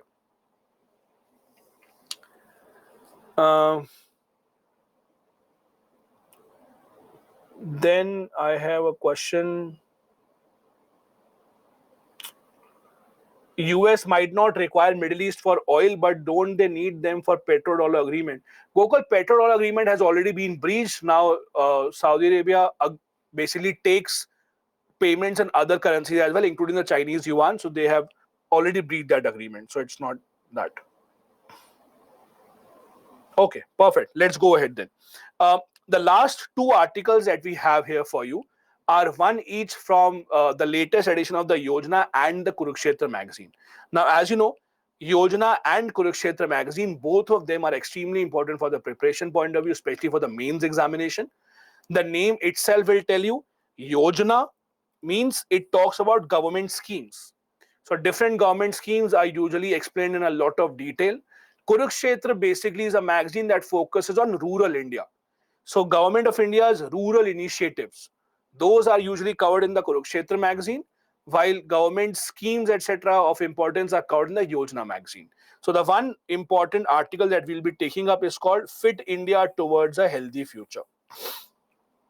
Now, there are a lot of very interesting initiatives that the present government has taken ever since they have come to power in 2014. One of the initiatives that the government of India took was basically propagating the idea of fitness. We also had the Khelo India program. If you remember, the Prime Minister a few years back tagged some of the personalities on Twitter that they should spread the idea of Khelo India, Fit India, etc. Now, understand something. For every government, including the government of India, it is extremely important that people remain fit. Now, why is that so important for the government? Why should the government care if you are fit or I am fit or not? There are two big reasons for that. Only a fit person will be able to contribute to economy. For example, if I am not fit, if I am just sitting at home, no, I'm not coming to work, then I'm not contributing to the GDP in any way. So basically, only a fit person is an asset to the economy. Only a fit person can go ahead and play a major role in increasing government's income tax collection, etc. So having fit people is in the interest of the nation economically, number one. Second problem is, when people are not fit, those who are rich or those who can afford will go to a private hospital, private doctors, and have their treatment. On the other hand, when there are individuals who can't afford private healthcare, then they are not fit, they will go to government hospitals. So this burden again lies on the government only, because in the government hospital they will not pay money, government will have to bear expenses. So if people are not fit, or if the population is not fit, it harms the government in both ways. Number one, their tax collection would go down, the economic growth will go down, and secondly, their money will be spent on healthcare. That is why every government has to make sure that the population remains as fit as possible. That is why every time you have those matrices that nutrition levels are going down, nutrition should be given to people. All of that is because of this only, that the government has to ensure that at the end of the day, the people around the country are as healthy as possible, so that they can contribute to the country's development and not just be a burden on someone else. There's also one other part of the problem. Have you heard of something called out of pocket expenditure? Have you heard of something like this? Out of pocket expenditure. There's a phrase. Okay, perfect. So basically, what is out of pocket expenditure? See, understand this. In India, unfortunately, health insurance is still a very, very rare thing. If you are working in the organized sector, then you will get health insurance mostly by the organization where you are working. If you're working in the corporate sector, you will get health insurance from your company. But those who are working, especially in the unorganized sector, they still don't have any health insurance. In India, health insurance coverage is still very, very low. So when you fall ill, you go to the hospital, and if the doctor basically says you have to be admitted, and then they hand you a very basically expensive bill, you don't have the insurance, so you have to pay money from your pocket. This is called out of pocket expenditure. This is called out of pocket expenditure. So out of pocket expenditure means, since you do not have insurance, etc., covering for you, you have to pay it from your pocket. In India, out of pocket expenditure is very high, because people do not have health insurance usually across the country. That is again a problem, because of which the government cannot afford people to fall ill.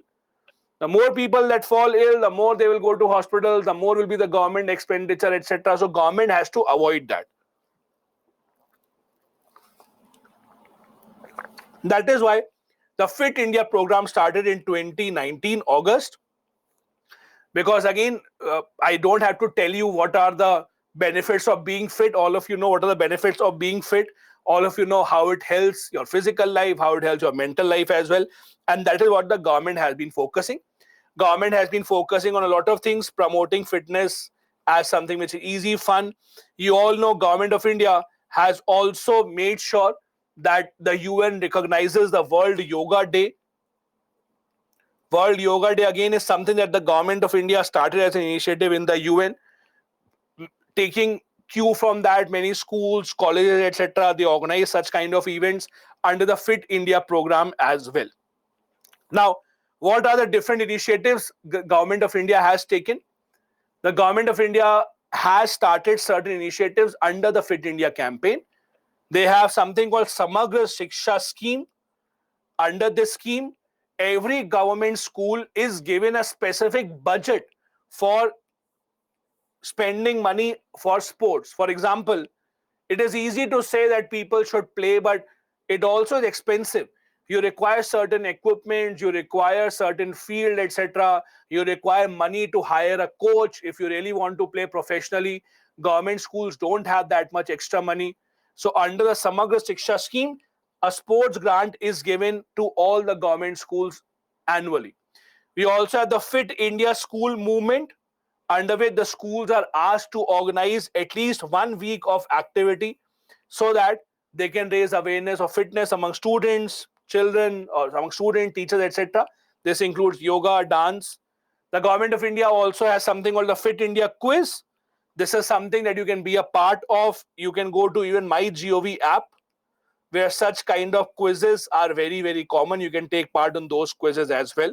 Again, to spread this idea that fitness is not that difficult to achieve. Fitness is a choice and you can gain a lot out of it. We also have the Fit India Freedom Run.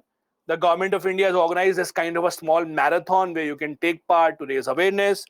Government also runs Football for Schools program, under which the government has partnered with FIFA and UNESCO to train students across the Indian schools in football if they want to play. All these are just a few initiatives of what the government has done to push people towards a fit lifestyle. You might have heard something called nudge economics or nudge behavior. Have you heard this? Have you heard something called nudge behavior? Okay. Those who are saying yes, great. Those who are saying no, don't worry, listen to me.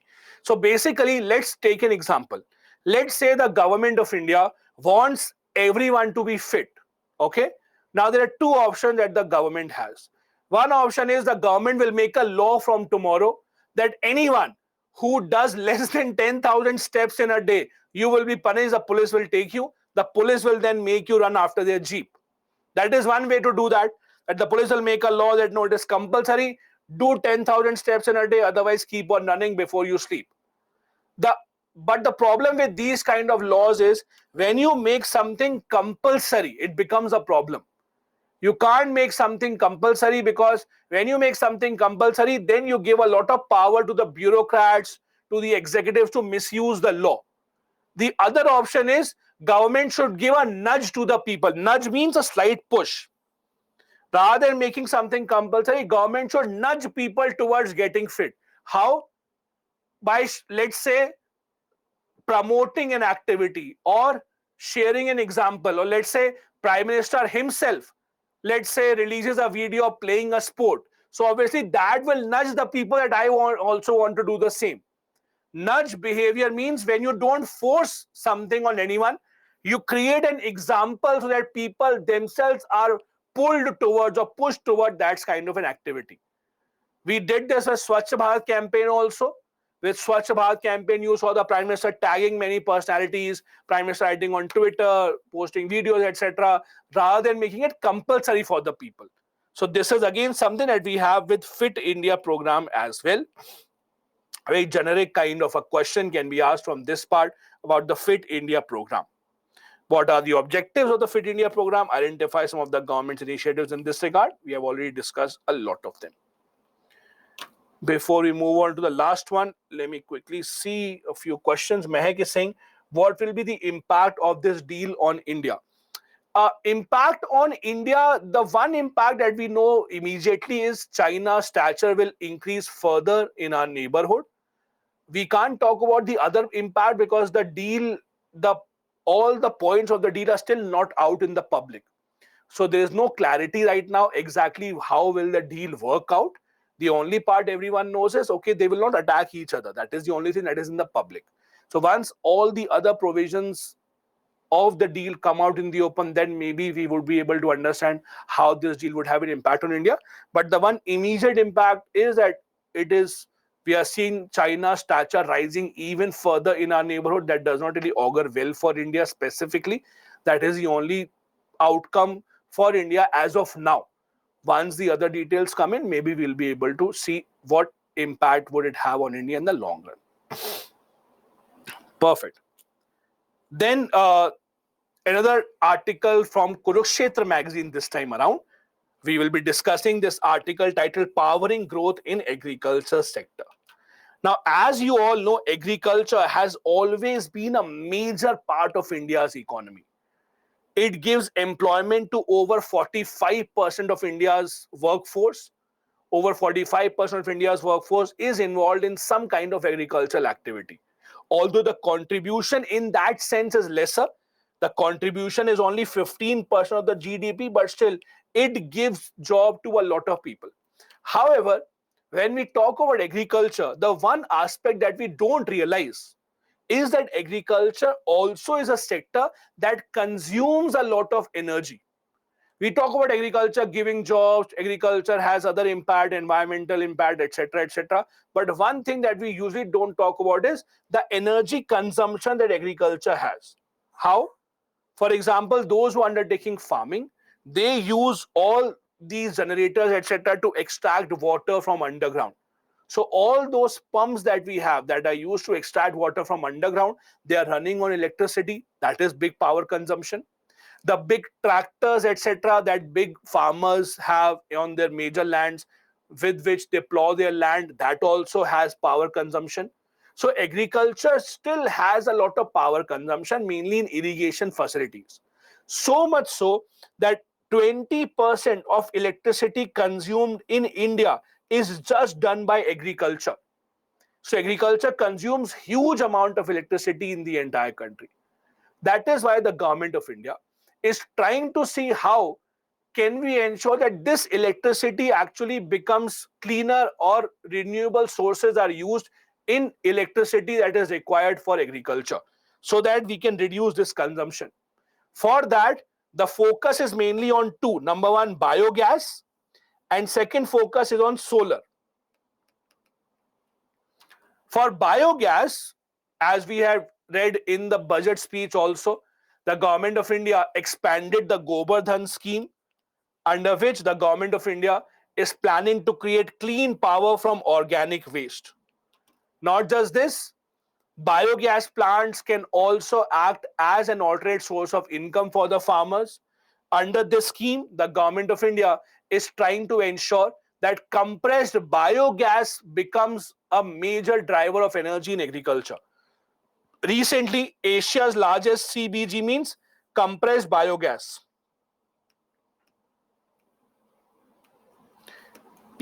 Recently, Asia's biggest compressed biogas plant started in Punjab with an FDI investment of about 220 crore. The other part of the story is, when you set up these kind of plants in Punjab, you are also tackling stubble burning.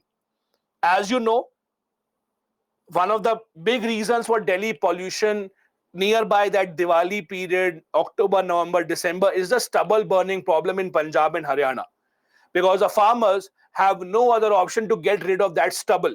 Stubble is a leftover that you get after rice, wheat, etc. So that stubble is burned usually, because of it there's a lot of pollution that comes into North India. That can also be used as an input in these biogas plants, that will not just generate energy, but will also make sure that this pollution becomes slightly lesser. Similarly, the government of India has been focusing a lot on solar as well, under which the government of India runs the PM Kusum scheme, where Kusum stands for Kisan Urja Suraksha Evam Utthan Mahabhiyan. This Kusum scheme has three different components, and I hope all of you know them by now. First component is, let's say there's a farmer who has barren land. Barren land means a land that is not fertile, a land that does not give a lot of agricultural output. On that land, the farmer will be pushed that you should set up solar power plants in this land, so that you can generate solar energy, set up solar cells, and electricity will be generated. Not just this, you can sell that energy to electricity companies. That is the biggest positive of this component, that you generate electricity in the barren land that you have, where you are not doing any agricultural activities. When energy is generated, you can consume that electricity if you want. If there is some extra electricity, we will buy it at a good price. That is first component. Second component is installation of solar agriculture pumps.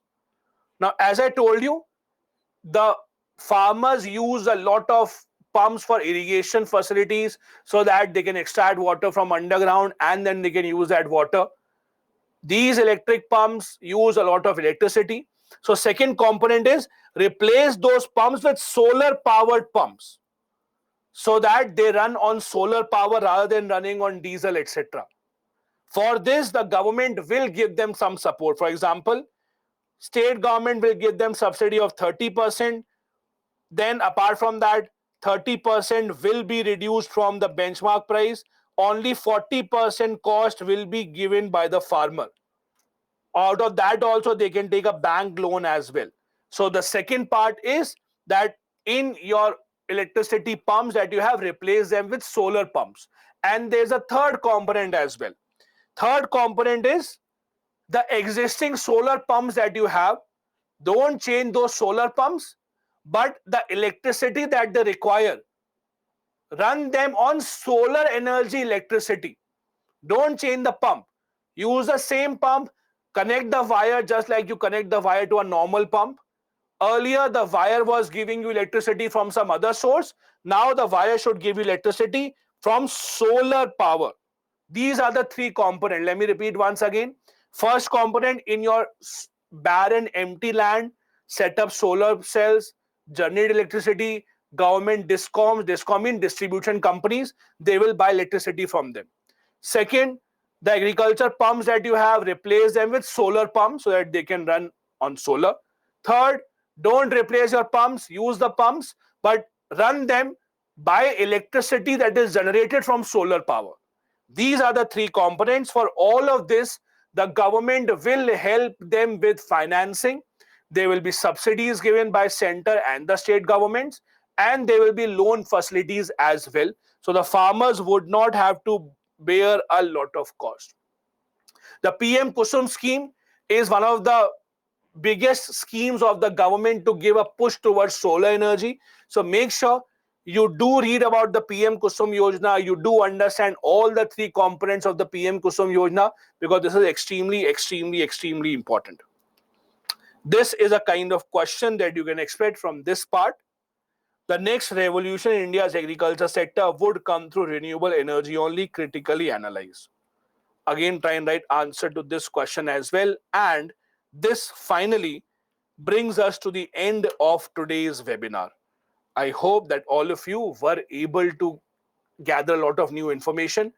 Try and write such answers. Try and see if you are able to recollect all these points to write these answers or not.